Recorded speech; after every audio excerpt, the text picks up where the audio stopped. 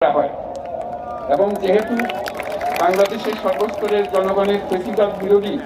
তীব্র আকাঙ্ক্ষা এবং ছাত্র জনতার অভ্যুত্থানের মধ্য দিয়ে ফেসিবাদ বৈষম্য দুর্নীতিমুক্ত সমাজ ও রাষ্ট্র বিনির্মাণের অভিপ্রায় প্রকাশিত হয়, সেই হেতু বাংলাদেশের জনগণ সুশাসন ও সুষ্ঠু নির্বাচন, ফেসিবাদী শাসনের পুনরাবৃত্তি রোধ, আইনের শাসন, অর্থনৈতিক ও সামাজিক ন্যায় বিচার নিশ্চিত করার লক্ষ্যে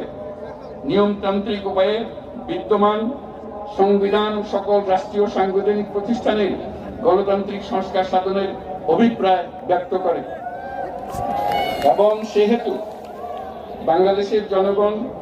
বিগত 16 বছরের দীর্ঘ ফেসিবাদ বিরোধী আন্দোলন সংগ্রামকালে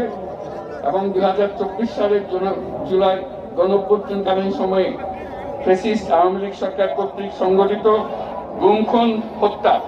গণহত্যা